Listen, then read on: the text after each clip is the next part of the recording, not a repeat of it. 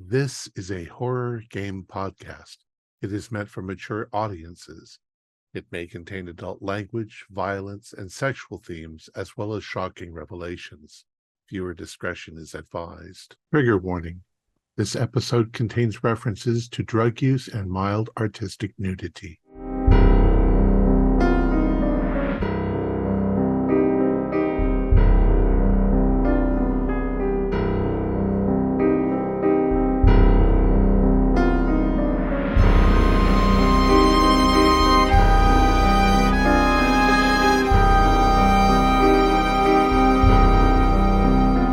Greetings, fellow investigators, and welcome back to our video podcast, Into the Darkness, where my friends and I play the Call of Cthulhu role-playing game.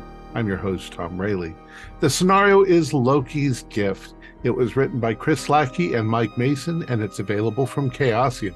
Keith Craig is our keeper of arcane lore, and this is episode 4. Our recap will be given by Sham Sabin as his character, Sir Edward Armstrong. So without any further delay, let's continue our journey into the darkness. Shams? Well, gents, we seem to have gotten thick in the intrigue now. What started as an inquiry into the tragic and sudden death of the late Charles Gladstone has turned into a web of leads and questions. We finally tracked down the estate of this Chillingworth fellow.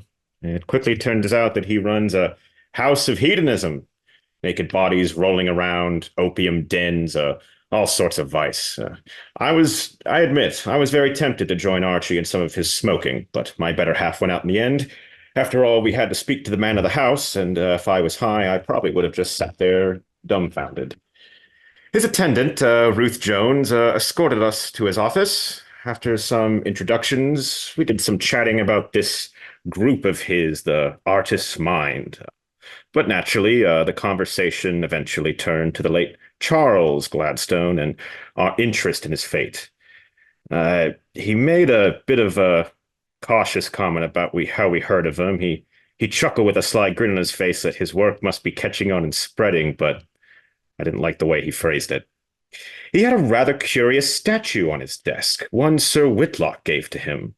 Quite old. Florian picked up the statue to examine it, and not even he could recognize the origin, but he could confirm it was very old, rare, and valuable. Rather avant-garde, really. Chillingworth invited us to the final dress rehearsal before opening night. It'll be in 2 days at the Green Theatre on Piccadilly for this play of his, Loki's Gift. And our names are on the guest list. After the discussion of octopi dragon things on that statue, he invited us to take our pick of his hospitality and what he had to offer. Florian went off to find Archie, and Chillingworth asked me if I was married. Now, that's an adventure in and of itself, but he spoke rather rudely of women, saying they were beasts of burden and pleasure. That took me off guard, and I didn't play it off convincingly. I think he could surely see the shock in my expression. During the small talk, Chillingworth spoke of a quote from some Frenchman named Dumas. If God were suddenly condemned to live the life which he has inflicted upon men, he would kill himself. And then he spoke of how inspiring this was, how he has embraced the pointlessness of life. Something about this fellow, he radiates melancholy and nihilism. I don't like it. We bid our adieus and decided to mill about his property a bit, see the rooms and what else was about. Little of interest was noted, at least on my end, except for that heinous orgy we walked in on. Ugh, never follow the rose petals. But after our snooping was satisfied, we decided to head off to White's for some more research and scuttlebutt. We dug up a bit of history on Chillingworth. His mother died years ago, and his father died in a tragic carriage accident just last year. He comes from a long line of financiers, and the current Chillingworth refused to follow in his family's footsteps. There was talk of him being disowned by his disappointed father, and then Daddy died. Convenient. According to Florian's research, Sir Wendell Whitlock, the man who provided Chillingworth with that odd statue, turned out to be a retired brigadier general of the Empire, spent time fighting across the world, specifically South Africa and the islands of the South Pacific, but he has disappeared from society at large over the course of the last few years. He was knighted for his service in the army, and his death has not been formally declared. A letter arrived for Florian from Theodore Holcomb, an invitation to meet the president of the Pacific Club tonight as promising new potential members. We decided to split up to prepare for the event. I accompanied Florian home to his personal library to do further research. We tried to find records of this strange octopi statue, but our efforts were fruitless. Bar Underhill, we reassembled at White's for dinner. I do love their in-house lobster bisque, and headed off to the Pacific Club. Reading Underhill at the club, we knocked and said the odd password, Fatagan. Apparently, it comes from a language in the South Pacific. The doorman was rather rude, again, and it seems Mr. Holcomb was having none of it. He was escorted away for his rudeness with genuine fear in his eyes. But we were quickly introduced to Lord Payne, and after formalities, he took us to meet the president. We passed by a fellow cloaked in robes. Blake looked rather disturbed and mumbled something about a hound. Poppycock. For my time in hunting, I know a hound when I see one, and there were no four-legged friends within. Maybe Blake has been smoking the opium as well, eh? We were introduced to the president, and it was none other than Sir Whitlock.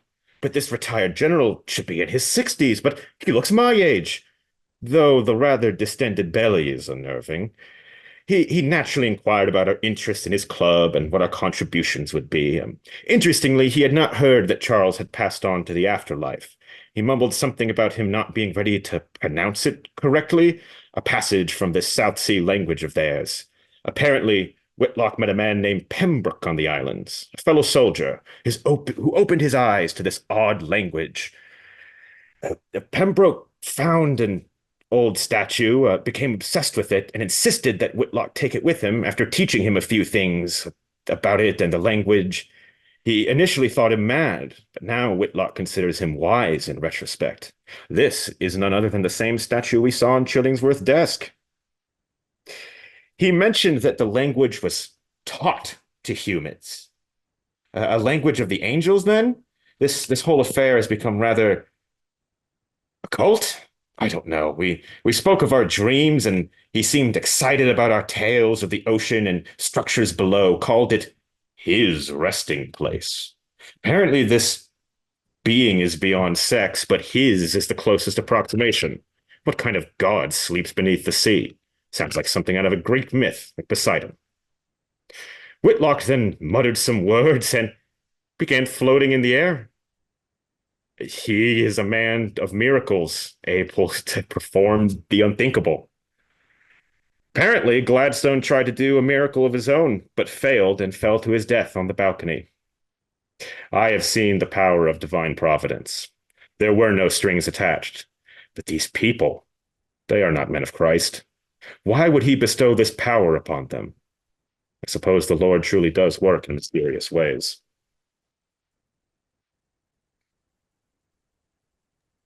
All right. So you guys had left the club and spotted the desiccated body of the doorman in the alleyway that the dog was picking at. Yeah. And were you wanting to report that, or what were you wanting to do about it? My God, they killed him. Yes, they they could have just dismissed his service. Let's get out of here quickly and yes, this place. No good business here. Get out of the streets. Should we do sanity rolls for seeing that? We did for the okay. Yeah. Yep. All right. Well, I don't know about you, but I mean, how many cultists have tried to convince people of their abilities by pulling strange magic tricks? He floated in the air. I don't know how he did it, but it has to be a trick. I wouldn't be so quick to doubt your own side and experience. I mean, These human senses can be fooled easily. Let's leave this accursed place.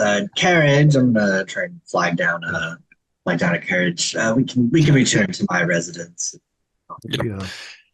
A carriage pulls up for you. It'll be a little tight squeeze to get all 5 of you in there, but it can work. Elevated order of Morpheus, god of sleep, god of dreams. Talked a lot about dreams. God of nightmares, more like it. Wretched stuff. I know Underhill that the fellow bothered you a lot, but of course you wouldn't have wished on him a fate worse than a stiff reprimand or a sack at the most. Yeah, how do we really know that that's his hand? I mean, maybe we were mistaken. Gordon's like, well, it's over now, and I think we need to think about our next steps. He's kind of dismissive of the idea. Shouldn't we alert the authorities, though? I've seen worse floating in the Thames. I don't know what the bobbies will do about this. And you know one thing, you don't want to piss them off. Indeed. Plus, we get them involved. That immediately raises an alarm to all these fellows at the Pacific Club that, we don't want to draw undue attention to ourselves more than we already have. I'm starting to think we've been drawn into something bigger here, fellows. That's my concern at the moment, not some horrid little frontman. Somehow there is something rather sinister, for sure. Yes, it also seems just a little bit like a test. Like frat boys pull on one another to test their loyalty and their...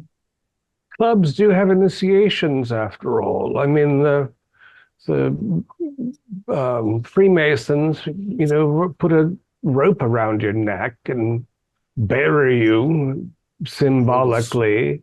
Hold a sword at your throat. Yes, all that stuff. So if they do have, and we're taking their word for it, that that's the Brigadier General and not some much younger man, which is the obvious thing. So they've got an elaborate room where they have a levitation trick. They punish the doorman and make you feel guilty for it. And then if you go to the authorities, then your chances for membership are eliminated. Surely there's a member of the gendarme that's a member of the club that could report that we had said something. Yeah. It was just, and who would know that it was just a trick? Well, I'm in favor of holding our breath and not saying anything until we know more. We want to make sure we have enough to, have real evidence of some nasty wrongdoings or whatever before we make or have evidence decisions. That it was just nonsense. Yeah. Indeed.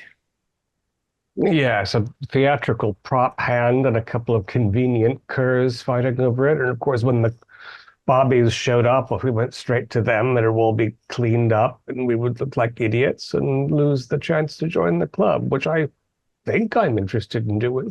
Although right.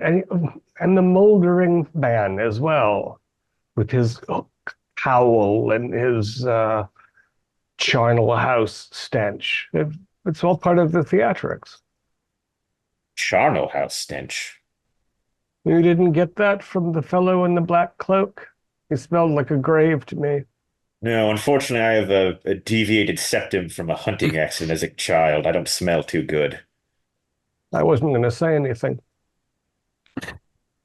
Well, at this point, gentlemen, do we believe that this organization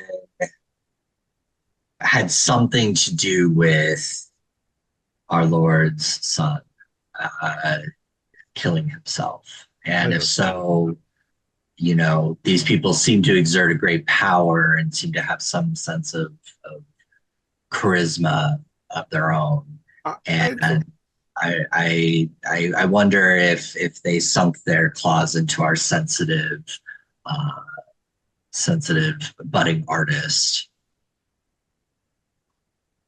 I think, I'm sorry. his distress at having his magnum opus stolen from him still seems a compelling argument. Mhm. I don't think he fell off his balcony because he thought he could fly.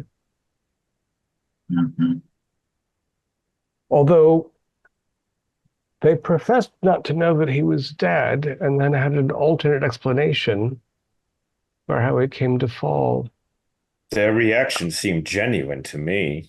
It was a speculation. Didn't pronounce it correctly. Perhaps we should just sit on it and wait and see what happens. I mean, for all we know, the man has magical powers. I don't want to believe it, but that was pretty convincing. Maybe Charles I did try to levitate and fell to his death. It's too preposterous. By half. I don't know. I think madness. this day and this evening has been a rather eye-opening kind of day. But we should all sleep. I definitely think that we should not be so quick to dismiss entry into this club. To be frank, the two possibilities that seem most reasonable at the moment are that we have been victim of a very clever charade that's part of an initiation. And if that's not the case, and that fellow can actually levitate and they murder their staff, then we should either leave town or join the order and see what we can learn from within. Yes, I'm in agreement about the latter possibility. Definitely, we should keep your friends close, your enemies closer. No, right? That's always We wise. should get within the bonds of their fraternity and wait for them to tell us their secrets. Well, gentlemen, it's quite late. I think I'm ready. It is quite late, right? Oh, yeah. Yeah, it's morning of the next day, probably about 1:30 or 2 in the morning. I, for one, would like to get up early tomorrow and do some research and see if I can find any remnants of this language that we were exposed to. Did he tell us the name of this tongue that was supposedly taught to humans by a god? Just like South Seas Island. He learned the language from that Pembroke fellow, but he And never this place gave a name for it other than being a god's language, that it was taught to humans. Don't those spots like Java and Borneo have just, scads and scads of tongues because everyone lives Polynesian, one yes. valley over from someone else? I'll start with the large islands and see. I'm sure there is some British scientist or linguist who has traveled the islands and done deep studies of the linguistics and written volumes on it, probably at the British Library. So late breakfast at White's then? Yes, that sounds good to me. And one other thing, because it is difficult to explain in terms of the initiation hypothesis, if you will. If we all dream similar things again tonight, I don't know how that can be induced by any natural effect. Let's do Hypnotism, something. suggestion. Yes, possibly an infection from each of us to one another. Let us do this. If we have dreams tonight, write them down. Write them down in as much detail as possible, and we'll bring them together at breakfast in the morning. Fine. Let's say no earlier than 10:30. Yes, sounds good to me. It sounds good. kind of brunch. Brunch, I believe, as the Americans call it. Those damn But Yanks. that's a British thing. All Good night, right. gentlemen. Adieu. So you guys all make it back to your various residences, and everyone give me a power roll. And you need a hard unless you're Archibald, which you just need a regular. 01. Oh, I feel so special. Ooh, 11. I Nice. also rolled an 11, David. Wow. Holy- Lots of ones there. 16 is one shy of a extreme success, so it's a All hard right, success. so only Gordon failed. So Gordon, your dreams, again, you're kind of out at sea, but when you kind of look at yourself, you're dressed in much older clothes, probably several centuries ago, and as you look up, you see this thing shooting across the sky like a shooting star, and it kind of hits the water, and a massive explosion and splash comes out, and the last thing you see is a living that statue that you saw kind of start to turn to look at you, and that's when you wake up from it. I just wanted to ask from the dream, was I standing in like a boat, like a canoe or something, or Probably more of like a large sailing ship. okay, So, but there wasn't other people on it. okay, so like a sailing ship from the 19th century then. Probably more like the 15th century. Oh, A okay. galley. Got it. Okay. Okay. And Archibald, how is your home set up? Are you like on sleep a couple floors up, or Yeah, so my home, it's mostly there's on the ground floor is mostly art studio space. But go upstairs into there's a small kind of smaller room that I use as a bedroom. But most of the house is dedicated to art space. okay? About 6 in the morning, you hear a. Am I getting an echo? Okay. About 6 in the morning, you hear like you get a sense that someone's in your bedroom. Hello. And you hear a voice that you recognize as Sir Wendell. He's like going, Archibald, it's me. You fascinated me last night. You seemed to be the most receptive to our message, and I had to come see if my premonition was correct. Oh, what are you? Oh, what time is it? How did you get in here? Your balcony. I came in through that. Oh, yeah, I suppose I never locked that door. Do you always make a point of calling on people this early and in this manner? Oh, only the ones I am most interested in. Yeah, if it's early, you must forgive me. I seem to lose track of time easily. It happens. Please, I guess while you're here, I mean, I've been working on a series of paintings that you might find most fascinating. I mean, I gave you that little watercolor study yes. of it, but the full-size canvas is really something to behold. Yes, that I remember you telling me that, and I am quite interested. How did you get such exquisite detail? Did you picture it in your head, or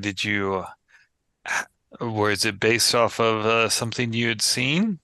It's it came to me more or less from the dreams and those Oh. statues that I've held and seen. Um, Oh, you are a special one. Your friends seem to maybe need some more convincing, but but yeah, I think that together we could recruit them. yes, they're not entirely sure of what to make of it all. They're quite concerned about the doorman. Um, they seem to believe that something terrible has happened to him. The doorman. Oh, I don't know who that is. I don't use doors anymore. Oh, well, there was a fellow at outside the Pacific Club. Um, Oh, well, if something befell him, I'm sorry to hear that, but I am unaware of that event. uh, I see. Well, yes, just if let me get a rope here, and I'll take you downstairs to the studio. Oh, I'd appreciate that. So, So I'll get up, and I'm still like a little like I'm not entirely sure if I'm not dreaming or not. Like right, yeah. that partial awakeness. And I'll lead him downstairs to my studio. He goes, tell me, have you ever felt that maybe us being here is just some sort of joke or accident of the cosmos? Well, I mean, I've always found the Christian creation myth to be a little, how would we say it, self-aggrandizing. Mm. Like to imagine the hubris that it takes to imagine that everything around us was put here by some creator for our benefit seems to me rash. Would seem strange that a creator would make mountains that are under the sea that can't be discovered by the humans, but they were made for us. I would agree. Yeah, or I mean, just look up at the sky and the great gulfs of stars up there. Like, I mean, all of that just for us, our tiny, tiny selves on this little rock here. No, I don't have much. So yes, I guess in a way, like I see our existence as kind of an accident, if you will, unplanned. I think the fellow Darwin, like we slow changes over time resulted in us being, not the movement of some divine god. Well, either way, why we're here is that matters not. It's what we do with our time. I, for one, am looking for other open-minded people to take over when I head to the depths. Oh, um, I can see why going away for so long might. I mean, if it's something that really matters to you, you want it to go on after you're gone or gone away. Yes. I mean, I, for one, have devoted my life to art and aesthetic pleasures and appreciations. I mean, tell you it did not go easy with my family to have me go on to such pursuits. Do you No, still they have would much rather have seen me do more sensible things according to them with my life, but So you have no family ties, from what you say. well, I mean, I occasionally talk to my old man. Mm. Occasionally, though, the occasional letter is sent to or from. Um, but I want to say I'm particularly close to my family, no. Mm. Well, that is wonderful. He's like, you are the exact type of man that we are looking for in the elevated order. He's like going. I look forward to talking to you again. Um, I hate to change this up, but are you shocked easily by changes wrought upon the human body? Um, I, to be honest, I'm not entirely sure what you mean by that. Well, I mean, let's say that this form that we've been accidentally stumbled upon is not perfected, not even close. But I've discovered a way to enhance this form and be able to bring us closer to the one who sleeps. Um, well, I mean, I've done quite a bit of work with what others have called the grotesque. I mean, if you look at some of these paintings of a more occult bent, I mean, witches and gargoyles and demons and these other kind of grotesqueries of the human form are something that have fascinated me for quite some time. So I would say, in answer to your question, no, I don't believe I would be easily shocked. Hmm. He goes, then let me show you what I mean. And he kind of opens up his nightgown, and where his distended stomach is, it's you know, looking like it's starting to get a little scaly, but there's like 3 slashes on each side, which you would swear are gills, but that wouldn't make sense. And there's even got a couple of bit of those little parasites that will come in and out of like fish at times, the little wormy things. He kind of goes, "Oh, I see. I haven't cleaned up from the last time I visited the depths." He's like, Let's see, "Yeah, that'd be a 50, sanity." 50 is a pass for sanity. Okay, for seeing that, that is 1 point with a pass. Okay. Well, Opium's a hell of a drug. that is yeah, that is quite something. Yes, he's like going.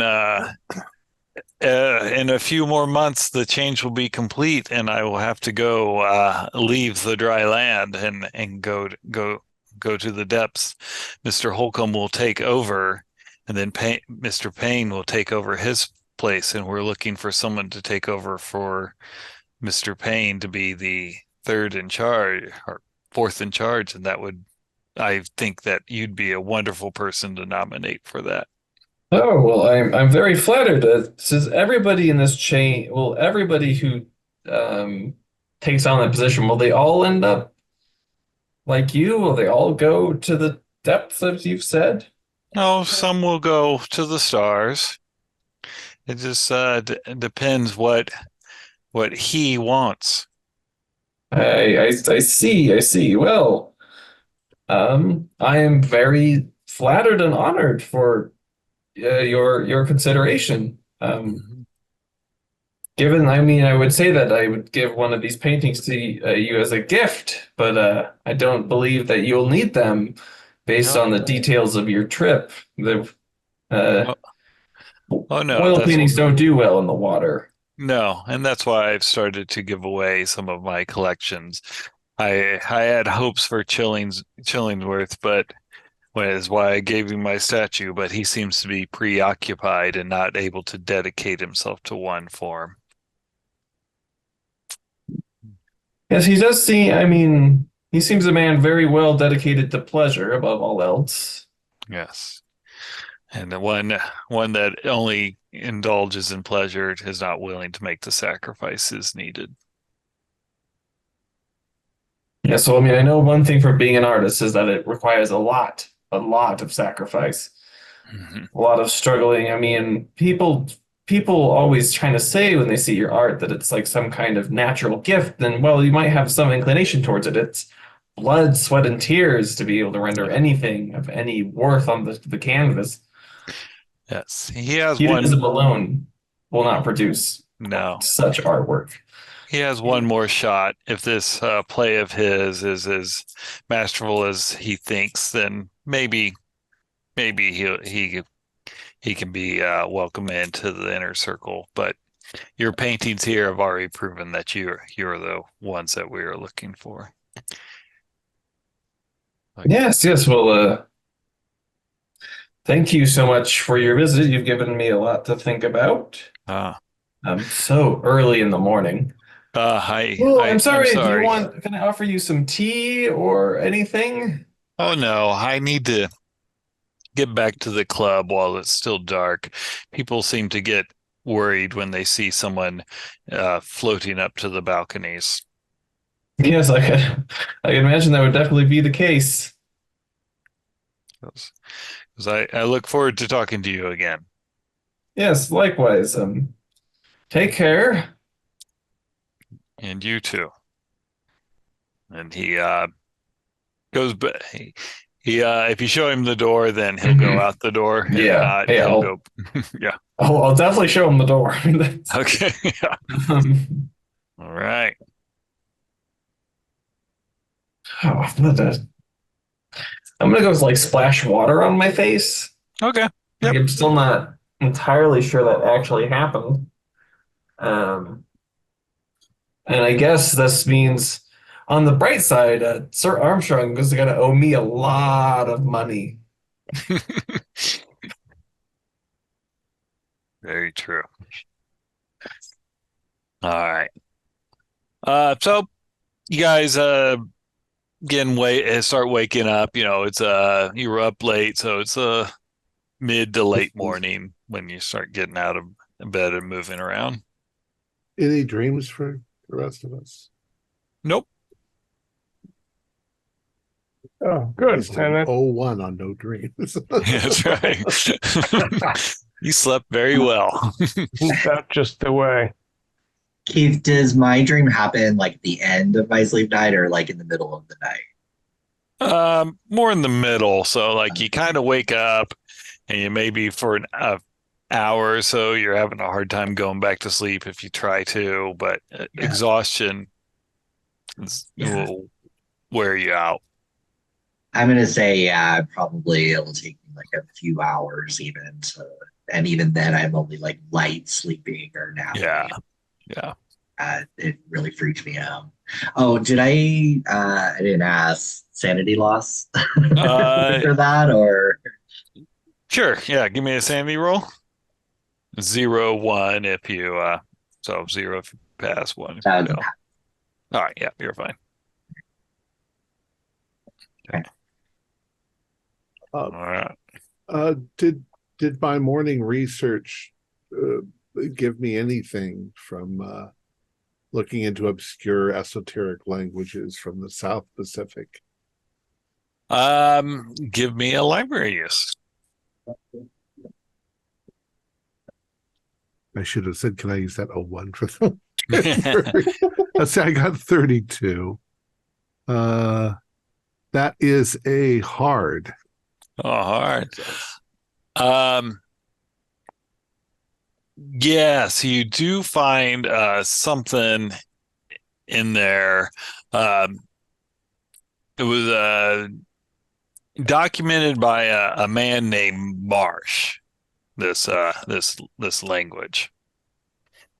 It was on an island. He didn't give the name of the island, but he said but he was the one that had documented the language and is the only person that seems to talk about it. You're not quite sure. It seems like it's a lot of the pronunciation is extremely difficult for humans to form. Maybe if you had grown up with it you could, but like it's not the type of language that you think any Englander could Right. pronounce. There's too many things that he describes, but they just don't correspond to any sound or letters. Did he give a name to the language? Other than Martian? Yeah, Martian. No, he probably would have called it a deep one, the language of the deep ones. Okay. The deep one language. Okay. Well, at least I got that much. So I'll get dressed, cleaned up, and head off to the White Club for breakfast. Eggs Benedict, if it's been invented. We'll say yes. Okay. All right. So he heads to the club. Do the others join him? Oh, yes. I slept marvelously and I'm in great spirits. The farther I get from last night's experiences, the sillier they seem. It's just a theatrical club, after all. This might have. After having the weirdest morning of my life, I might as well just go to the club and join everybody else. Yeah, Gordon is going to be late. Like, he definitely sleeps through his alarm clock, but he will just kind of quickly put on some clothes, head out the door. Okay. All right. Well, you guys gather there. The eggs Benedict is wonderful. The tea is hot, and it's an exquisite service as always at the White Club. Just tea for me, Abigail. Of course, Mr. Underhill. So in doing some research, I ran across a book by Mr. Marsh. He describes the language that we saw, though it says it's nearly unpronounceable for English tongues. We don't have the inflection. We don't have I don't think he's implying we don't have the ability to do it. It's just a matter of you have to hear the sound in order to know what the sound is. And his transliteration of some of it is quite odd. I mean, I look at it and I see, and I'm like, how do I pronounce that? Right, you mean it's Welsh? Well, it's a little some of the almost sounds Arabic. Well, he's put in a lot of diacritical marks, which I imagine are sounds, since we wouldn't have letters for them. He called it the language of the deep ones. Not sure what that means. I think I might have something of an idea of what that means. Yeah, Sarge? Our good friend Sir Wendell Whitlock paid me a visit this morning. He paid you a visit? Really? Yes, he extended his formal invitation to join the club. Sorry, Armstrong. It's going to cost you a penny. Yes, if I recall, it was a rather large sum we're dealing out here. I'm going to have to make a trip to the bank to get a note for that. Huh. Yes, I'm glad that you're a man who always honors his bets, Sir Armstrong. After all, I'll make 10 times this by the end of the year. Everybody needs textiles. I'm not sure if the god of dreams visited me or not. I remember nothing. I seem to have slept like a log, which is either an answer to my prayers or not. You're the lucky one. But nothing. Oh, did you have a dream? You're the lucky one. I had a terrible dream last night. Uh-oh. That's not good. Oh, no doubt you're a bit guilty about that doorman facade. Oh, please. That doorman is fine. He just got a stern reprimand, I'm sure. No, this was something different. It wasn't as horrible as the other dream I had the other evening, but disturbing nonetheless. When did this Marsh fellow, when was he in the South Pacific, Florian? 1593, we'll see. Oh my God. And I kind of start drawing out like a rough sketch of the ship and just kind of pass it around. Like, I was on a ship like this and I don't know where I was necessarily, but I saw what do they call it? A shooting star, a comet flying through the sky, and it exploded. And then I saw that wretched, horrible statue turning towards me, and I woke up with a frightened Oh, that's why I'm exhausted this morning. Surprised that you. Abigail, coffee. Oh, Something strong. of course.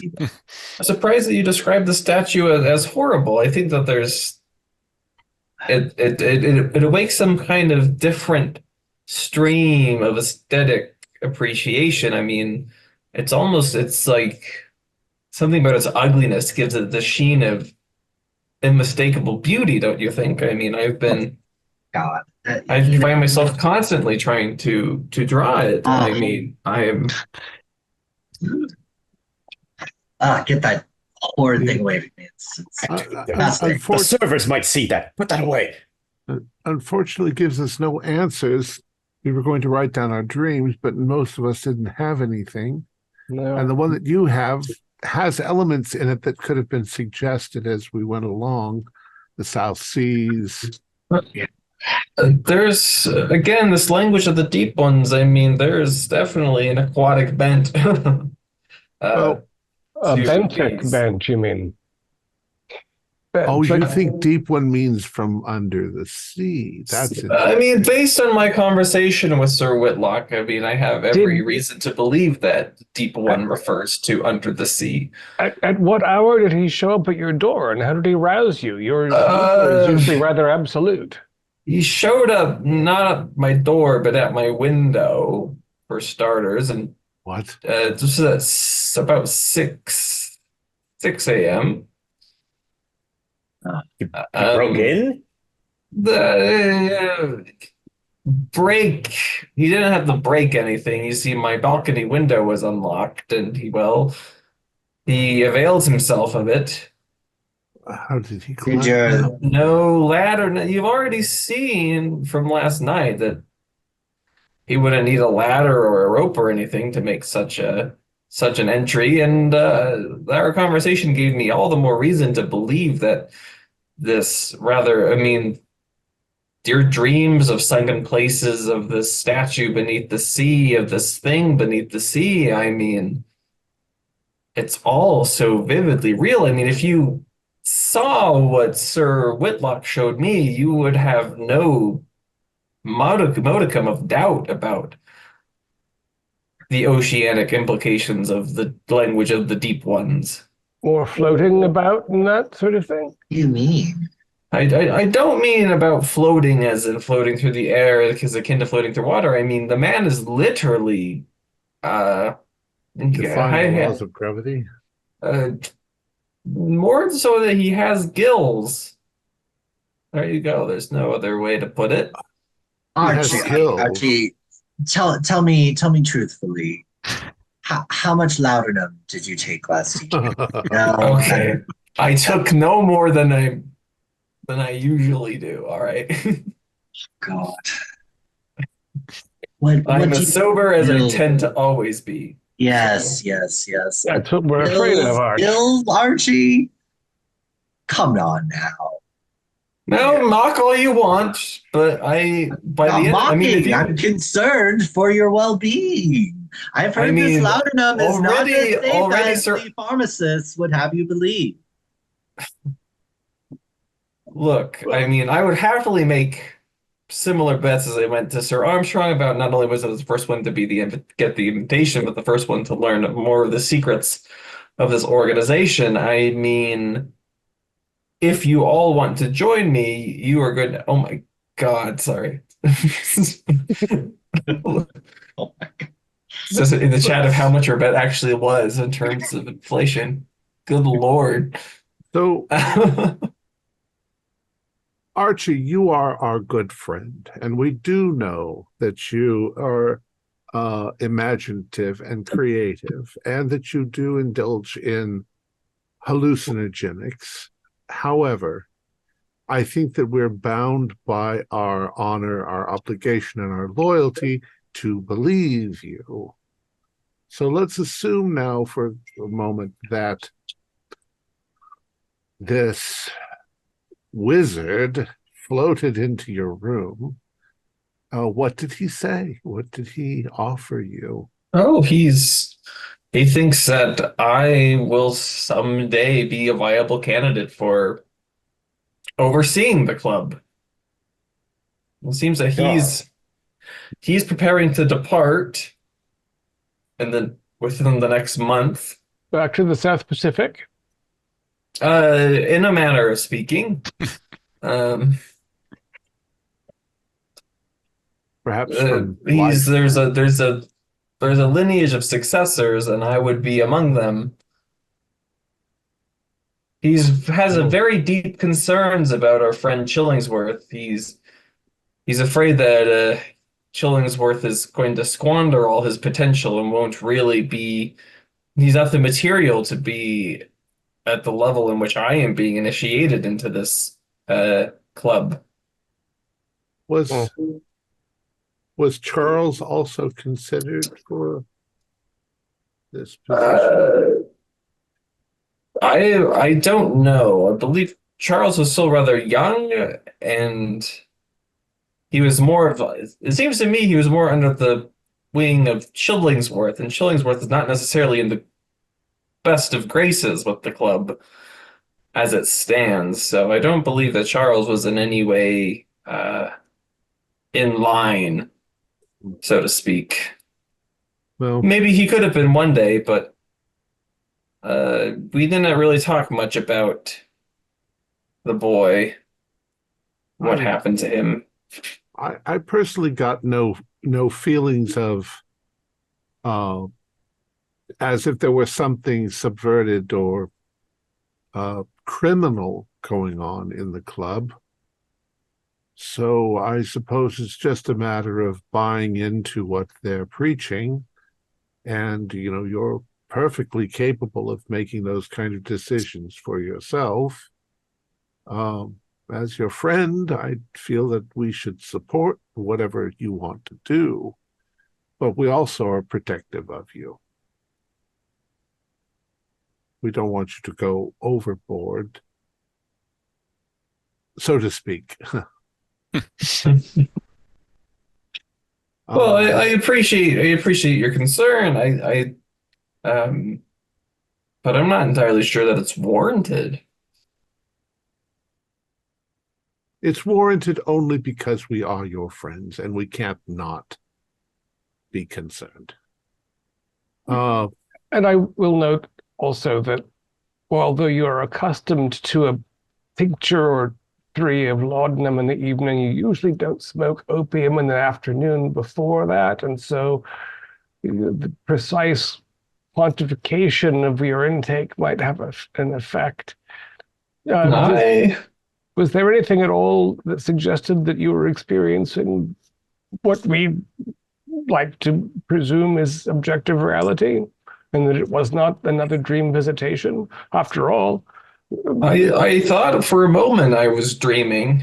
But then the conversation just kept continuing, and we went through my house, and I splashed water onto my face, and now I'm here. So unless this conversation is part of a very long and extended dream, I have every reason to believe that I experienced this as a waking reality, stone cold sober in the morning, as I dreadfully, dreadfully am. If he flew up to your balcony in the middle of the night, did he fly away at the end? I let him out the front door. Out the front door. You sure there was no ladder up against your balcony? As far as I could tell, nothing. He's a man of means. He could have had staff come and help him up there and then pull it away. I'm sure you didn't wake until he was at the foot of your bed, glowering down. This is all. I mean, that's all. It's all preposterous. I mean, to go through such, what would they hopefully have to gain of me, rather than the extreme amount of money I've come into now that Sir Armstrong has lost the bet? That's just. He didn't come asking for donations. We only met the man last night, and he's already offering you control of the club when he leaves. Well, although that's not an enormous thing in its own right, because the club itself is scarcely a year old, as far as we can tell. Yeah, but there are members already that would deserve to run. Yes, I wasn't immediately the next in line, Florian. There's a number of people who are already lined up to succeed Whitlock when he goes. I would just eventually, after Lord Payne and after some of the others go and take their turn as head of the club, I would be in that number of that line. You said he had gills? Yes, not by his neck, you see, but his torso. His Gills, scales, aquatic parasites that seem to linger. He was unclothed when he arrived? Oh no, he showed me in my art studio.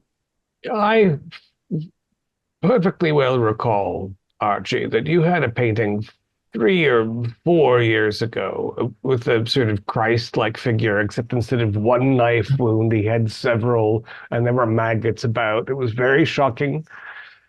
But that sort of imagery is not entirely outside of your own cranial mass.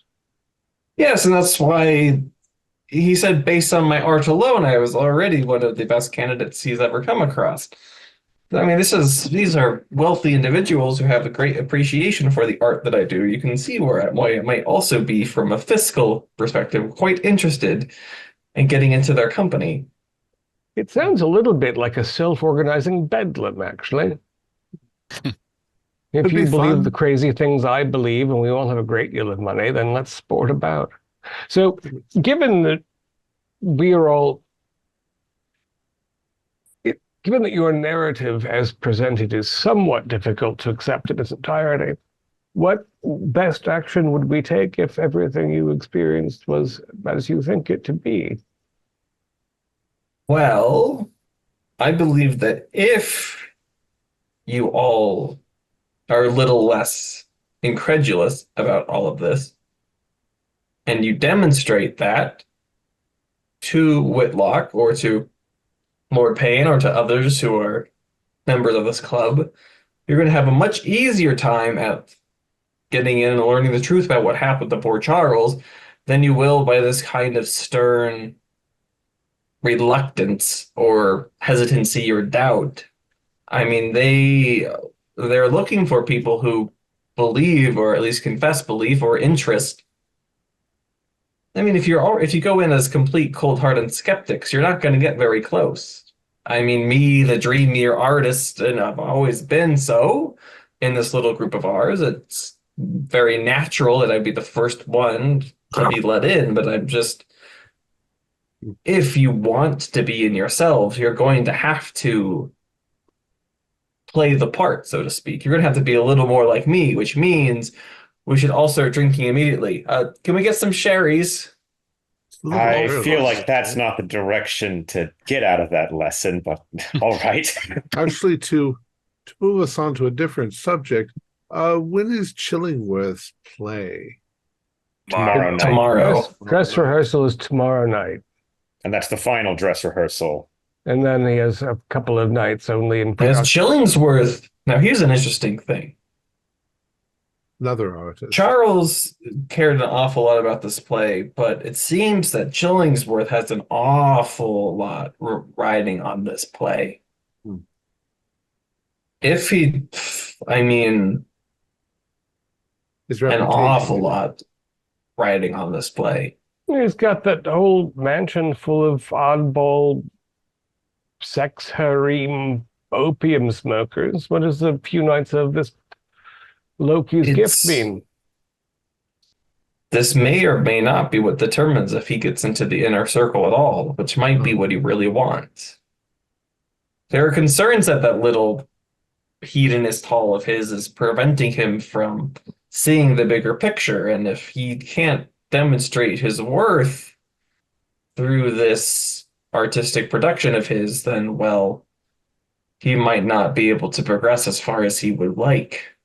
Right, and if we were to imagine, just speculatively for a moment, that the fate of that doorman was what it appeared to be in the bleary hours of early day, then he could be in physical danger as well, I suppose, disappointing these people. Yes, Archie, did he say anything about that incident? I asked him about that incident, and he claimed to not know what I was referring to. He says he has no need for doors anymore, so was unaware of who even the doorman was. I suppose that's No possible. need for doors. That's rather queer. He can fly. He can fly from balcony to balcony, and Well, all I'll say is that Archie, if what you're saying is true and starting to in incredulity, but believe you, then our goal must be to stop whatever horror is happening here. Whoever says something about something horrific going on. I mean, it could be that Charles did indeed have an accident, an accidental fall. You have said that this person, whatever thing that we all saw last night, is some type of entity that is perhaps half human and something else. A demon. Well, just because he has gills doesn't make him any less human than you or me. He seems like a quite forthright, decent fellow. That's a from our rather conversation. progressive take. I've actually seen photographs of human fetuses that have gills. So it's perhaps just a mutation or an aberration.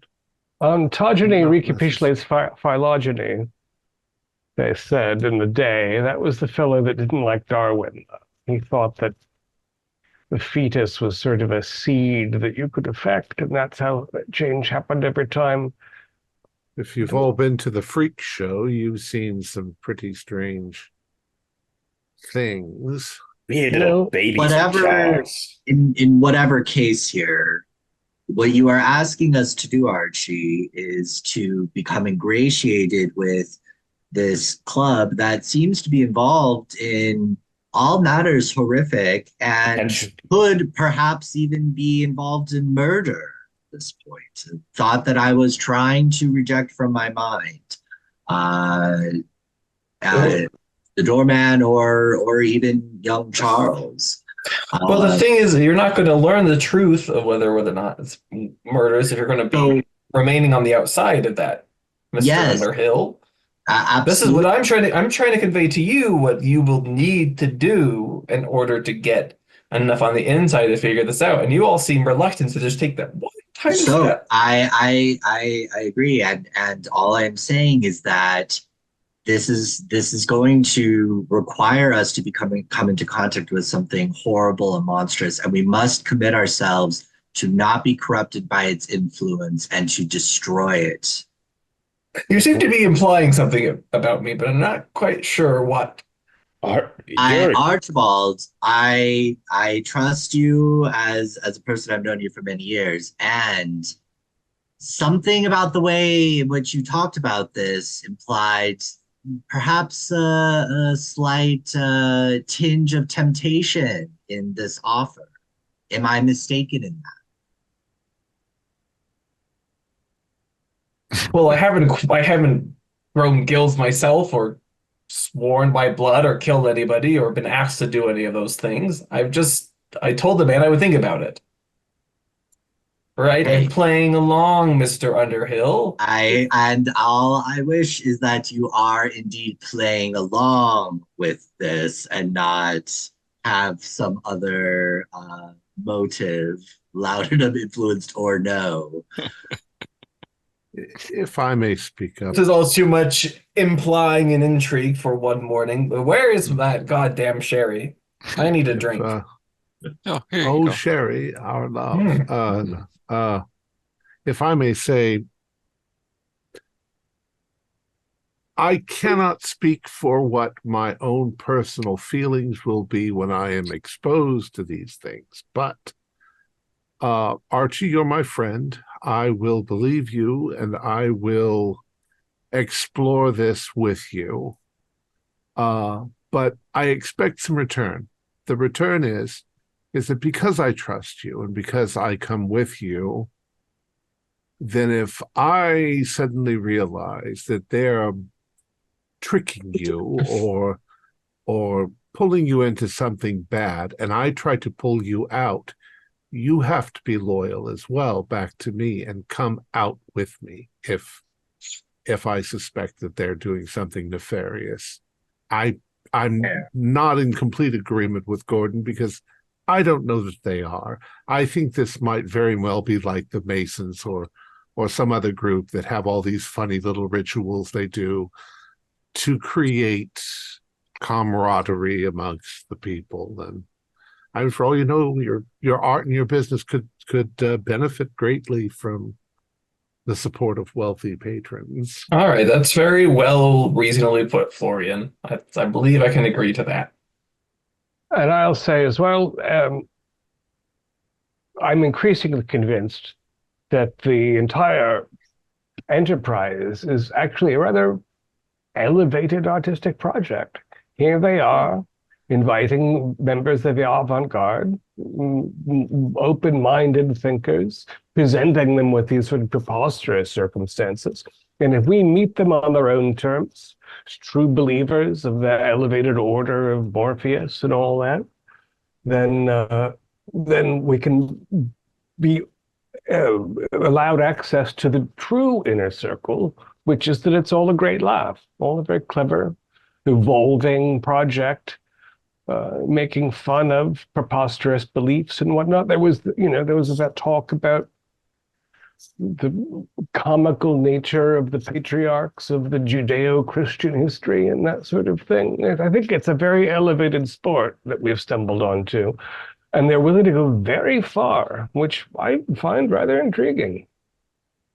I hate to say it, but I'd really like to get my hand on that statue. Ever since I picked it up and looked at it closely, I can't quite get it out of my mind. I would really like to identify it. And if we can get Archie to the head of the club, I mean, Whitlock gave it to Chillingworth. Yeah. Theoretically, Archie. It might be that I will be gifted one at some point myself. Well, this sounds like a real treat to get away from the boredom of our boring lives. I can almost imagine still holding it, gazing into its mysteries. All right. What's he doing? I don't see anything in his hands at all. Yeah. I know. I can imagine holding it though. He's staring at his drawing. Yeah.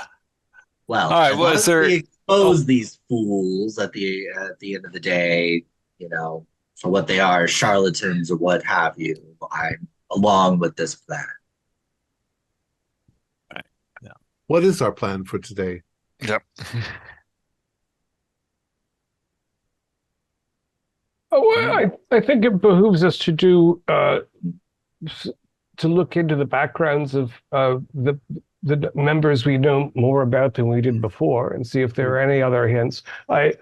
Regardless of what the nature of the Pacific Club itself is, I'm a little bit concerned about the suspiciously timed death of a father in a coach accident.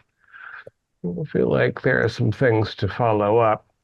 That seems too much of a coincidence. It's the background of this Pembroke fellow, or what became of him, or where he came from in the first place. There might be military records of his service we could check. Yes, and just checking that he existed at all, because these tales are all rather extravagantly far-fetched. I'm wondering if I should go back to Charles's room and look through his papers again. Perhaps there was something I thought was simply gibberish, but it could have actually been this incantation. Deep person thing. Yes, I should be able to recognize the language. I won't be able to read it, but I'd certainly know what it looked like.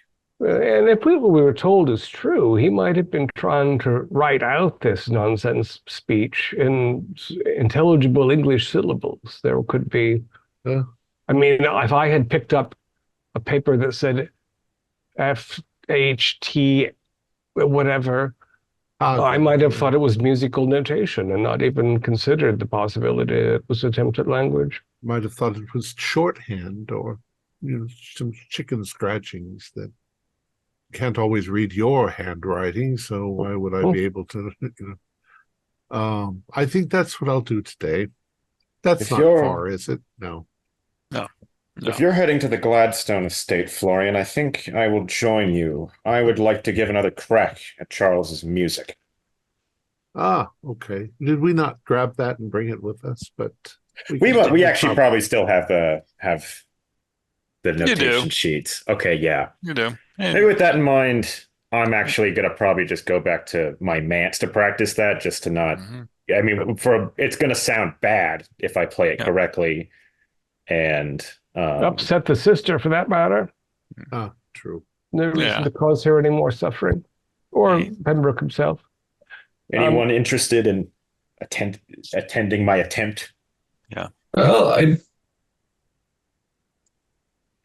you were also introduced to the guy that was protecting Ridley. Remember, he was at the artist mine. So yeah, Ridley obviously knows how to play the music. So yes, now that we aren't banned from his little domicile by that rather brutish fellow who guards his door like a massive gargoyle, I'm feeling a bit more Holmesian. I think I want to look at Archie's balcony for marks of a ladder. Mm-hmm. And I want to see if I can locate the domicile of this former snob Robbins, who gave us such a hard time at the door. If I can rouse him or his housefrau and verify that he was sacked and that we didn't see two curs fighting over his hand, then we'll have some solid proof that they're playing some sort of ghost story games with us as part of an initiation. Okay. All sounds like fun. Well, I mean, if you are going to accompany me back to my residence, that's all well and good, because I do believe that I did invite that young lady in the opium den to my studio for a more official portrait to be done. So that might give us a chance to question one of the artist's mind away from the flock. That sounds worthwhile, yes. And I'll discreetly, leave you to your work after a little while, in case things should progress. Right. I will go ahead and accompany Florian because I think he is alone just to reinvestigate the Gladstone. All right. Well, and Gordon and I will have a long discussion as we're going that I'm not being in any way disloyal to you, Gordon. I understand completely your determination. And I probably confess that, I love Archie, but he is a little fanciful. given to fancy. Yes, given to his flights of fancy. I understand. It's just I can't That's to indulge. Can't shake these dreams, Florian. I can't shake the things that I've seen in dreams. I'm not one to be in that world of the abstract and the world of ideas. So the fact that these dreams have affected me so greatly, and what we saw last night with our own eyes, magic, though it may be, is very upsetting to me. And is, I'm just worried that we're getting in over our heads here. And Archibald in his state, as it were, is potentially going to put us in danger. But I need to keep my wits about me and play this part, distasteful though it may be to me. Perhaps we should consider arming ourselves in a discreet Yes. manner. Yes, just indeed. I have my because- windlock on my person. I'll probably get a derringer and I'll carry it with me. I think All these right. people are dangerous, but hopefully we do not have to use these weapons. All right, so you guys make it to Lord Gladstone's residence. You're greeted at the door again by the butler. He's like, back. Did you find the answer that Lord Gladstone was looking for? Well, not quite, but we do have a lot of questions which can best be answered by a more thorough exploration of Master Charles's room. Oh, well, then come on in. Come on in. I was given explicit instructions to assist you in any way possible. Well, thank you very much. And we'll Yep, just he head showed. on up. Yep, shows you where it is. Okay. So the room is very much just how you had seen it, almost like the Lord Gladstone's wanting to preserve it, how his son had left it. So I want to go through any written document of any kind, looking Okay. for anything that pops out like written in Deep One language. Gotcha. And Gordon, what are you doing? I'm assisting him. I'm also just looking more closely at, his bookshelf, his belongings, specifically looking for like Pacific related things, Mhm. things related to the South Pacific, artwork, that sort of thing. Gotcha. Okay. Okay. If looking through his books and all, you're not finding anything kind of on the South Pacific. Maybe maybe he's got like an encyclopedia, and of course that has something in it, but that would not be anything surprising. And Florian, if you're going to spend the time to kind of go through all his papers, you don't have to make a roll. You do find one that has the letters like that seem to be just randomly in there, but it's got the apostrophes and all to show you where the breaks are at and everything. Evrika, I found something. This is definitely a phonetically written out Deep One language. Is it long or is it short? No, it's pretty short. And is the word Ftagen perhaps in the middle of it? It is not. Or at the end. Okay. This means something. God knows what. Yeah. Exactly. I might foolishly try to pronounce it. Okay. But probably without knowing, I'll get partway into it and realize, I don't know what this is going to say. Right. Yeah. Give me an education roll. Oh, okay. I got education. And I got an 83 out of 70, so no. Yep. Nope. You can't quite make sense. Even after kind of looking through Marsh's notes in your one book, you're not able to kind of go, how are these like 5 consonants in a row? How is that supposed to be pronounced? Or that's interesting. I'll turn to Gordon over there and I'll say, hey, look through his shelves. If you see anything written by Marsh, otherwise, how did Charles learn this notation? He could have been taught it by someone else. Could have been, I suppose, yes. But yeah, I'll look through and see if there's any. Yeah, you don't find anything. Don't find anything. Yeah. Anything else of any significance here? No. All right. Yeah. Okay. All right.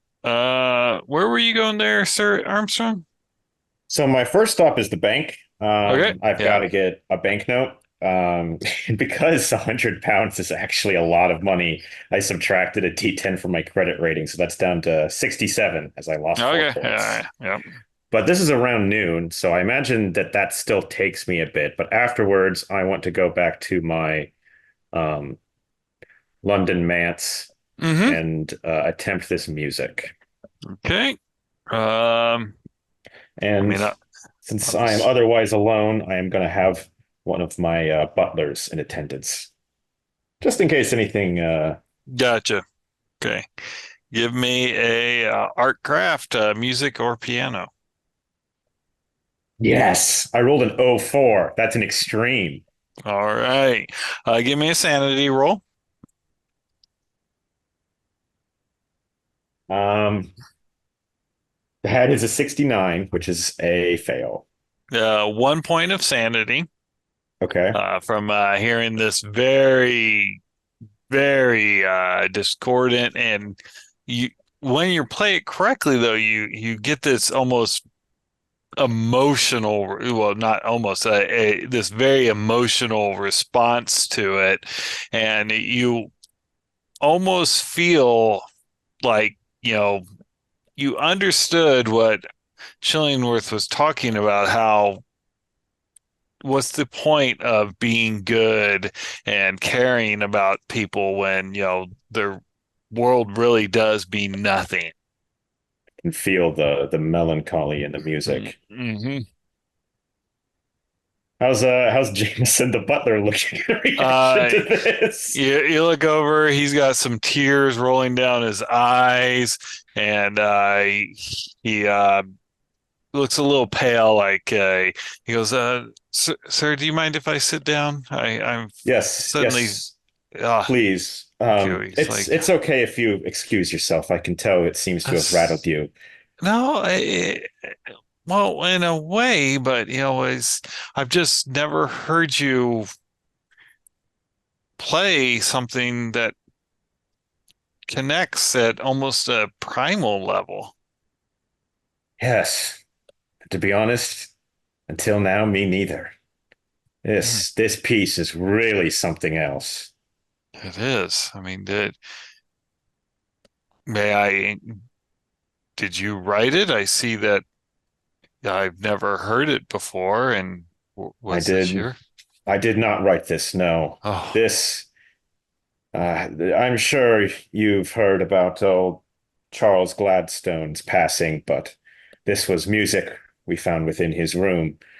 oh, It on paper, when I just looked at the theory, it seemed like it would just sound terrible, but it I tried it before, the technicalities. I mean, you see, you have to move your fingers like spiders, but if you get it, I never expected to.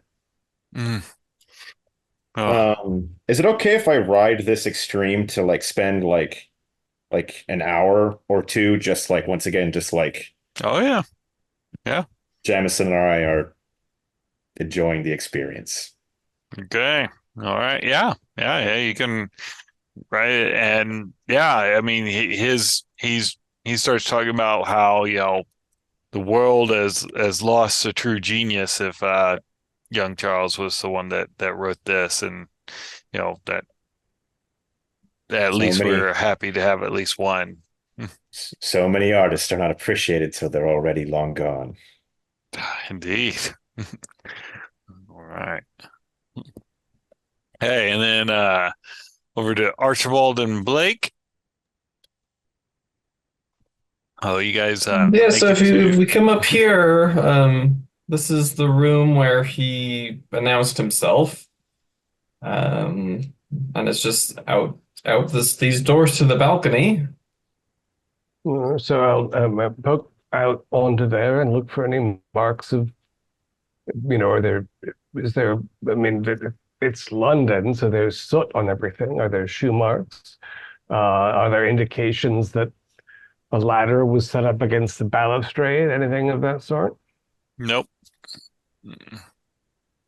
So it was obviously a dream. If he'd come in here, he would have at least walked through the door and left some mark of his.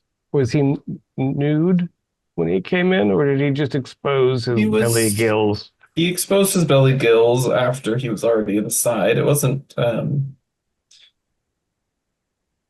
I don't know. I don't know if you know this, but artists, I mean, I'm accustomed to people disrobing in my art studio thoroughly at this point, so it's not such a strange occurrence to me, but And did you use those little Japanese screens, though? yes, I do have one of those downstairs now, yes. Did you assign an hour to this little folly of yours, or? He wasn't here for all that long. Oh, but you mean the person who's coming, or Assignation with the morally dubious young debutante? yes, that should be Here pretty soon. Yep. pretty soon. Yes. All right. So I'll perhaps greet her with you and then make my way so you can have your privacies.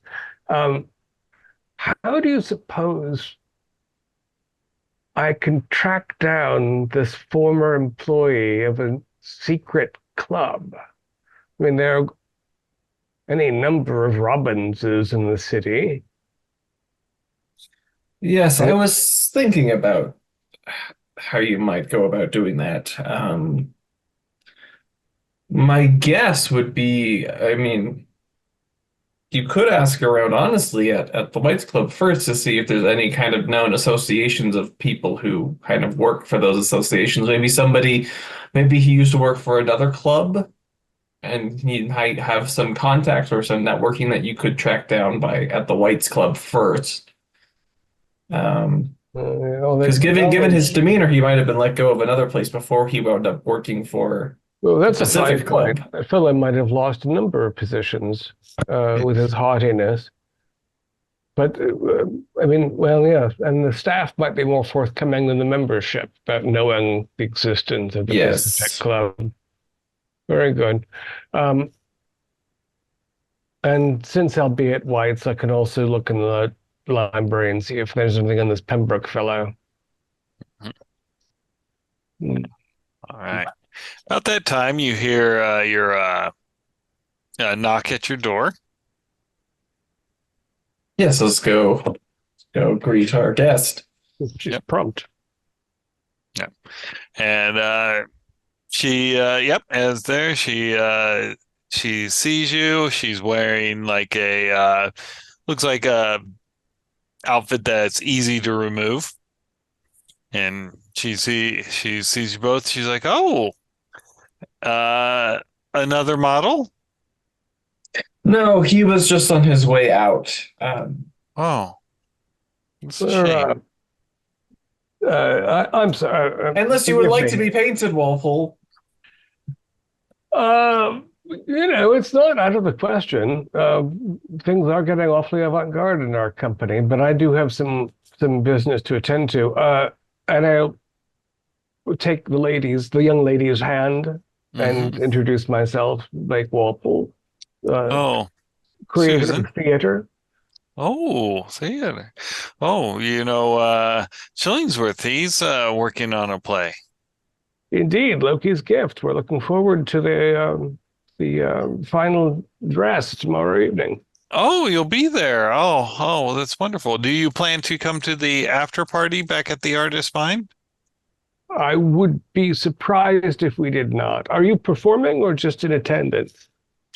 Oh, I will just be in attendance. No, I have not. I was not asked to be in there. He says that my skills are best in lounging on the Chase Lounge and.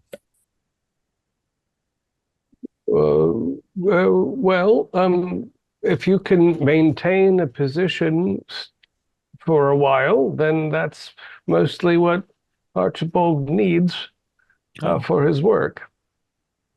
Wonderful. Lovely to meet you. Charmed. Archie will speak to you soon.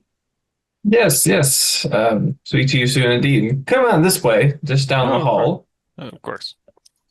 Yeah, if you have her pose, she'll pose for your painting. Yeah, so as I'm painting, I kind of just want to start like striking up a conversation. So how did you come to join the artist's mind? Oh, I was adrift, and I explored some choices that to pay the bills, but when that nastiness happened in Whitechapel a few years ago, I decided that I needed to get out and maybe support myself in ways that were not as dangerous. And I found that posing and being painted, is much safer. Artists tend to not have knives that they want to stick in you. Yes, that's true. Our knives are reserved for the palate. And it was in this capacity of posing, as an artist, as a model, that you came across the artist's mind. Yes, as one of the painters, he told me about it and said that it'd be a place that people like me would be welcome, and I came along, and he was correct. Chillingsworth is he is so generous. He's always interested in making sure people have a pleasant time. As long as he's having a good time, we're all having a good time. Yeah, that's. Is it always I mean, you were all so welcoming to me then. Tell me, just honestly, is it always such a pleasant time there? You said when Chillingsworth is having a good time, everyone's having a good time. But what if Chillingsworth is having a not so good time? What is the environment like then? Well, that is when it's we all need to go out and get fresh air, and sometimes that's a signal that maybe we need to go for a walk. I see. I see. How often do you have to go for a walk? Been much more common lately. He's was quite stressed. He's been quite stressed about getting this play going. Yes, I can understand that. As he's about to see whether his all this effort he did put in writing will pay off or not. I can see how that would put somebody under a great deal of stress. I mean, I remember how nervous and irritable I was at the first kind of salons where I presented my work. Oh, yeah. So as an artist just getting his start, I can definitely see why he might be a little bit unpleasant to be around at around this time. I know I can be. Yeah. I As you're trying to engage her in a conversation like that, you can give me a charm or something, see if you can kind of get her to open up a little bit Yeah. I do have points in charm, so 21 is a hard success on charm. more. Oh, yeah. As you keep discussing, and you keep kind of bringing it back to Chillingworth, she starts talking. She's like going, he's become now that he has the play written, he's become obsessed with making sure that the after party is just right. He's been having people practice dancing in old like French Revolutionary garb, and practice saying words that seem to have no meaning, just syllables strewn together. That's quite fascinating. It's like one would almost say that it's like he's preparing you for like a religious ritual, like you're all about to give Catholic mass or something. I guess that'd be a way to say it. I mean, we don't have a confessional though. No, I'm sure. I mean, you'd have much to confess, but I mean, confession, it's kind of an obsession of our society, is it not? We always have to seek forgiveness for all our little whims and desires, and we're just humans. Yes. That's all. But yeah, I'll tell you this. I will be glad when his play has taken off and he's had his after party completed, and we can go back to just posing and smoking and enjoying ourselves. Yes, it's a drear thing to have to be at the whims of somebody. Yeah. It's better than working, though. It's probably true. I mean, I find that if you find work that's meaningful and stimulating enough, then it doesn't. But at other times, I feel that my work is just dreadfully, dreadfully painful. It's such a slog sometimes when you feel that need to create and you feel stymied at every turn. It can be maddening. It can be quite maddening art. Yeah. All right. Yep. You just kind of finish along. You can give me an arts craft painting to see how well you painted. Well, I'm going to push that roll. Oh, if you fail, you will actually your painting will actually have a very octopoid kind of look on her face. Yeah, it's gonna look okay. Yeah. Yeah, I fucked up. I won't show her the painting. Okay. Like when you show it to her, I start looking at it and I'm like, well, we definitely got it roughed in, I think, for the session. Definitely have to have you come back. Okay. Well, all right. Okay, so I roll a 99 and then into another 99. So yeah. I was a little too focused on the you were I started painting I don't know that name. I started painting the giant octopus thing instead of her. Exactly. So distracted. Okay. All right. And Blake, you were going to the White Club? Okay. Yeah. I think I'll organize it by the Pembroke research first, if I can find someone in regimental documents or something. Okay. Give me a library use. Oh, 8. I'm not good at that at all, so that's only a hard, but I can spend 2 to make it extreme. No. Pembroke.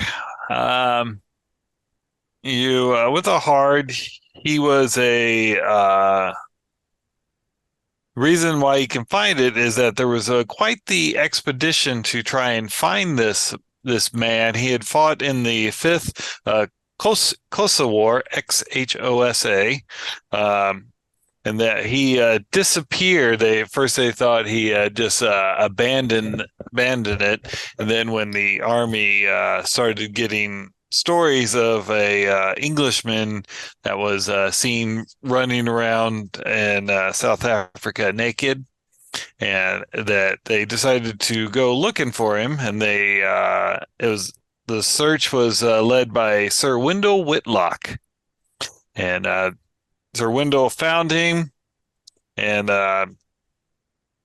the official report says that Sir Wendell said that he was completely irreconcilable to come back to civilized world, that it was best that he stayed in his cave, but that he did that Pembroke did give a few packages to Sir Whitlock. Yeah. When I suggested that the fellow went native, I was more accurate than I thought. Whitlock apparently was still in his right mind and making reports before he made the decision that he eventually came to, which is that Pembroke had a great deal to tell. Odd that it's both the south coast of Africa and the Pacific Isles. Quite difficult to cross from one to the other. All right, so next I'll choose whatever member of staff I feel like I have the best rapport with, and ask if there's been any, if the club had ever employed a fellow named Robbins, or if he knew someone else in service with that name who had maybe moved on to disgrace in some way. Give me a luck roll. See if you find a staff member that would know that. Wow. I should roll like this during combat. 15 is very good on 45. All right. You do find a staff member that knows of that Robbins was kind of moved from club to club. He's like, oh, that guy, don't ever give him power. Yeah, don't give him power. He just loves it. He's like going, last I'd heard before he got hired on at the Pacific Club, he was working at some place down in Whitechapel. Oh. So, do you know anything about his family life, if he had one? He was a confirmed bachelor, from what I understand. And do you know the name of the club in Whitechapel and how dangerous it is for gentlemen to visit? It is the Clementine. Was the one that he worked at. Dangerous? Well, dressed the way you are, you will definitely be a target for pickpockets and all kinds of riffraff. Right, so very good. And then a generous tip. Okay. And a note with the doorman that I'm back off to visit Buckman when anyone else from the group comes in. Okay. All right. Okay. So what time you guys want to kind of get reconvene together? Which I guess means I assume we're getting, sort of mealtime at White's. okay. I'm probably not going to arrive until like 1 or 2 p.m. because of my music playing. Oh, I mean, Well, we were just there for breakfast at 10:30. yeah. So say 3 o'clock, Tea, 4 perhaps. o'clock tea. Yeah, high tea. 3 o'clock sounds like it was a sensible time to choose. Okay. Yes. All right. So you find yourself all back there. If you wanted to go back, and you guys can come up with your plan for the rest of the afternoon. So I did indeed find a little bit of scribbled DO language. We'll call it DO language, Deep One language. Unpronounceable, but obviously actually it's a good question. Was it in Charles's handwriting, or was it in somebody else's handwriting that gave it to him? It was in someone else's handwriting. It was not in Charles's handwriting, so somebody must have given it to him. Perhaps Wendell.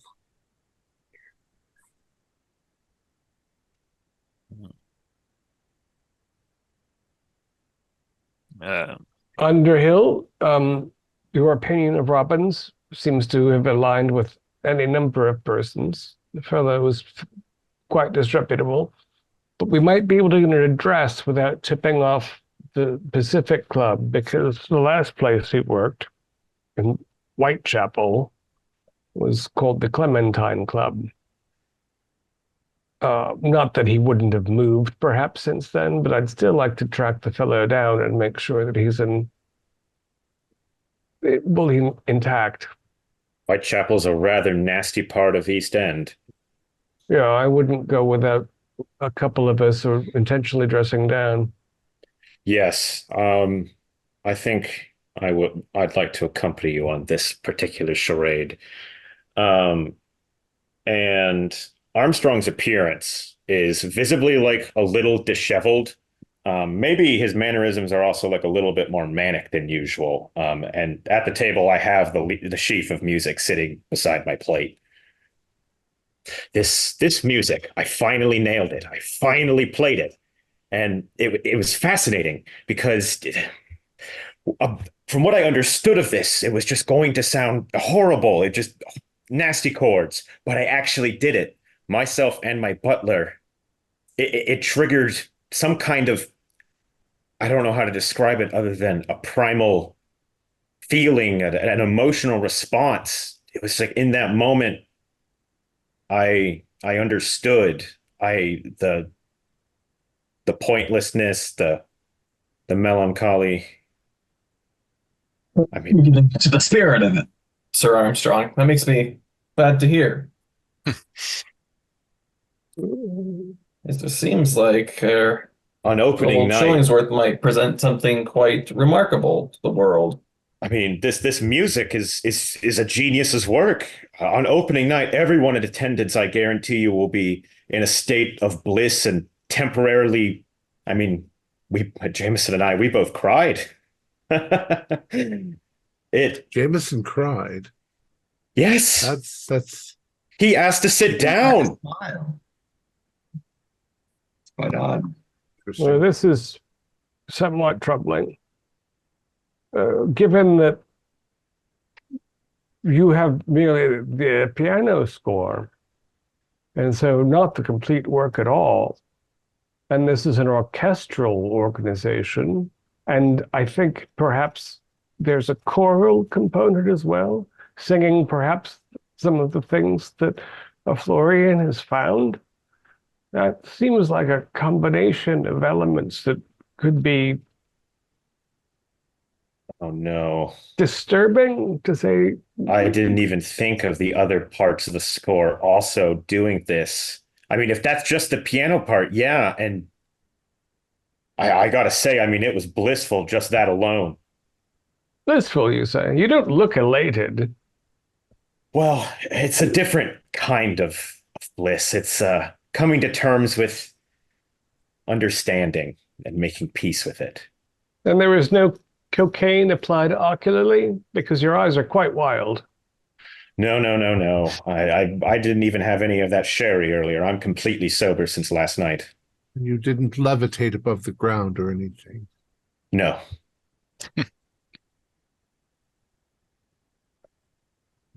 Curiouser and curiouser, as Dobson said. Oh dear. Do we want to visit the Pacific Club tonight? Yes, there's a particular point that I learned through my inquiries at the painting session this afternoon. It seems that Chillingsworth has been in a rather awfully bad mood recently and has been having everybody practice some kind of ritualistic dance for the after party, which seems to be more his primary concern than the play itself. Has big plans, Chillingsworth. Some kind of show after the show. All the people there in his little the artist's mind, that house of hedonism, have been put through their paces practicing this kind of dance, including with words that are strange to pronounce, she said. Oh. Who's providing the pronunciation? Did you probably Chillingsworth is. Chillingsworth. It's at his direction that all this is happening. Ear to ear again. So, gents. I'm curious. Perhaps Chillingsworth can provide an explanation for some of the pronunciation of this odd text that I have, if he knows.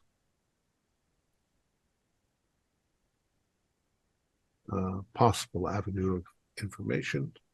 Why would people be asked to wear French revolutionary garb, as you surely mentioned? They're artists. I mean, they're actors, aren't they? Is there a temporal component to this? I mean, I'd be less surprised if they were asked to wear togas or something Elizabethan, or why that? Except that it's a bloodbath. Actually, has the French Revolution happened yet? What year is it? It's Oh, the French 1896. Revolution has long happened. 100 years ago. Pretty Yeah, much. 17. I remember now, 17 something. 1780 now. Well, it could be. I mean, something about the terror, right? I mean, it's about the liquidation of all social relations. It's the absolute freedom and anarchy, the chaos of bloodshed. It's in a way, in some ways of thinking, posit the terror as kind of a release, as kind of ultimate freedom and all of its horror. I want to know more about the play itself, Loki's gift. None of these things seem to be terribly Norse as yet. You can get a transcript. I mean, in a way, we could think about this a little more abstractly. What would be a gift from a trickster god, right? Getting a gift from Loki is probably a gift that you don't want, right? In the sense, the absurdity of existence, you are given something by something out of this kind of chaotic, sick joke that is being alive. Maybe in that way, Loki's gift is more metaphoric than it is literally about Norse mythology. Maybe a trick, a joke gift. One that you expect something nice, and in fact, you get a dead crow or Or a live crow. a prank. Oh, live crow, yes. That would actually be more effective to open up the package. Definitely not than live a crow flying. raven or two. That would be Odin's gift. Oh, that's true. Wow, that's very good, Archie, that you picked up on that. Yeah, more likely a snake if it was Loki, the dragon, the world serpent. I'm interested in visiting the Clementine Club to see what I can learn about robins before we go back to the Pacific. But I think visiting the Pacific tonight might be reasonable. I was planning on visiting the Pacific Club just to follow up with Whitlock. I'm curious to see if he knows about the plans for the after party. And if you mention his night visit and he has no idea what you're talking about, then we'll know it was an hallucination. Although I don't think people visit with Whitlock very often. He seemed rather behind closed doors. I have a feeling that he'd be happy to talk to me. Yes, you may have become a favorite. Well, as I said so much earlier today, I'm very willing to go with you. Not sure he'll be as forthrightly with me if I'm not alone. Well, be curious to see whether that fellow with the filthy fingernails is in the office before you as well, or if that's a more infrequent visit. St. James the dog face. Yeah. So, anyone want to join me and Armstrong at the Clementine Club in Whitechapel, or should we? I'll come with Walpole as well.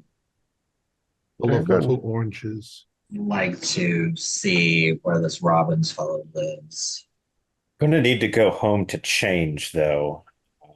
What with my suit and ivory-tipped cane, I stand out like a bit of sore thumb.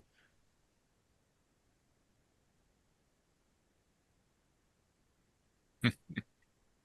Very good. Yeah. All right. I think Archie and Florian, you guys were going to go to the Pacific Club. We'll probably do Whitechapel next session. So, was that correct? Archie and Florian, you going to the Pacific Club? Yes. Okay. All right. I don't want to get in Archie's way, but I need to stay near him in case. Okay. All right. So you show up at the club. There is a different doorman. Let's see what his name was. A Finley Harden is the doorman. You know, he's like going. He looks up and he's like going, hello, are you members? I'm new. Yes, Flatagan, I believe is Oh, the. yes. It's like, come in, come in. Very good. Oh, yeah. When you get into the club, it's kind of how it's been. It's a little dark in there. You do hear some voices coming from the pool room, and you recognize one of them as Lord Holcomb or Oh, Theodore Holcomb. He's not a lord, but yeah. Oh, good evening. Oh, Archibald, what a pleasant surprise, and Florian. What do I owe the pleasure? I was just going about my day and a little bit of inquiry into the festivities that are supposed to be going on tomorrow. With the dress rehearsal for Loki's gift. I was just going to ask around here to see if anybody knew what the plans were for the after party. An after party? Yes, there's I usually was an hoping to after. speak with Sir Whitlock about this. Oh, he's detained right now. He has a guest, a very important guest. But yes, what does Chillingsworth have? What is he doing at this after party? Do you know? Oh, well, I was painting one of his models at my studio, and she mentioned something about, oh, they're all rehearsing some kind of dance and song with words that are in English. Hmm. Huh. Something that I think that Sir Whitlock would like to know about. Indeed, he would. I'll be sure to inform him. Maybe I'll drop by at this after party and see what he has going on. We've given him a lot of leeway, helping finance his play and all. And sometimes when you spoil the child, you need to wrap their knuckles. Oh. Is he doing Yes, something that we're he's not very supposed to? Well, if he's teaching others words that we use as passcodes, then he is. Violation of the club Exactly. bylaws. Mm-hmm. Yep. Yes, you know how long Sir Whitlock is going to be? I would like to inform him of this personally. Oh, he should be available around midnight. Oh, that late. Well, how about a game of billiards then? Of course. Okay. So you guys occupy yourself shooting pool and everything, and midnight comes along, and you you see yes, you see someone come down and looks at Holcomb, and Holcomb goes. It appears that Sir Whitlock is back in his office. Yes, just give me one moment, Florian. Of course. So I'm going to go upstairs. Okay. When you come up there, Holcomb comes up, he opens the door, and he's like going, "Sir, Archibald is here." He's like, almost like a very like phlegmy or almost his throat's full of water voice. You hear him says, yes, Sydney man. And you come in, and you can give me a sanity roll. Just let him making these. Let's go. 25 is a pass. Okay. You take 2 points. So you see sitting there, you see this this man, he's got his fingers are covered in like dirt. He's got a dog face, and he smells like a grave. And he's He's wearing the same outfit that you saw when he was leaving the last time you were up here. But what's really shocking is you see what you assume to be Sir Whitlock. Instead, he's completely almost turned into a much more blubbery and fat, and he's starting to get like fleshy appendages or something growing off of his face, and they kind of move about and all. And he looks up at you and he's like going, Archie, I'm glad I contacted you yesterday.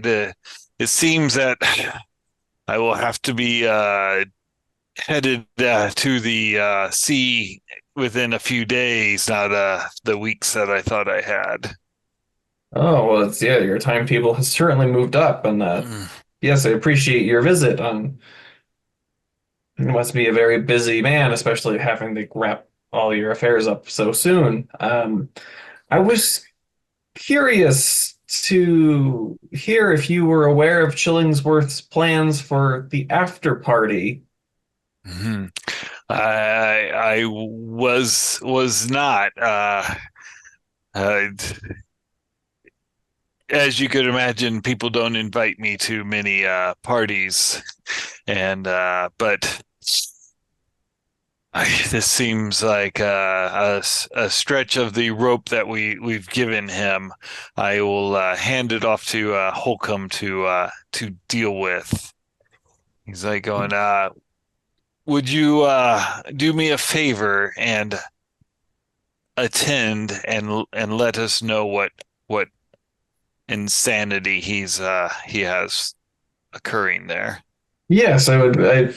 Apparently will involve some kind of ritualistic dance of people dressed as though they were from the French Revolution, and some words that are not in English. That's what the model, from her limited understanding of the situation, interpreted it as. Sounds like he's trying to recruit some people to his club without making sure that they are of the right kind. And you kind of see he starts to kind of almost like gasp for air. He takes a large glass of water and kind of pours it into his mouth, and you see it come out the gills on his stomach, and suddenly he's able to breathe a little bit more. He's like going, I knew I could trust you, Archie. He's like going, you'll go well. Sure to keep working on your friends. I was fascinated by them. Yes, of course. He's like going, but my friend here, he is going to show me a way to that I could get into the Thames without passing through the streets. Yes, well, I wish you all the best of luck with that. I'll also give a slight nod to the dog man. Yeah, he does. Try not to stare. Yeah, and Sir Whitlock gets up and he kind of waddles away, and you see left on his seat is this slime that's and maybe a little bit of flesh came off that. And when you head back down to meet Florian, we'll pick that up on next session. Our players included Troy Wheeldryer, David Gasaway, Morgan Llewellyn, Shem Sabin, and myself, with Keith Craig as the keeper of arcane lore. We have a Discord server where you can chat with other members, you can set up private games, you can learn the finer arts of gameplay and game mastering. We provide audio-only versions of our shows free for you to download from Spotify, Podbean, or iTunes. Support for the show is provided by our patrons who are listed in the closing credits. If you would like to show us your appreciation, visit our Patreon page, or you can use the thanks button just below the screen. Like, share, and subscribe to our channel, and punch the bell icon for updates on our latest shows, and leave us some comments. We enjoy reading them and answer any questions you might have. This is Thom Raley, together with all the members of our gaming club, inviting you to journey with us once again into the darkness for another adventure in the universe of H.P. Lovecraft and the Call of Cthulhu role-playing game. Until next time, good luck, good gaming.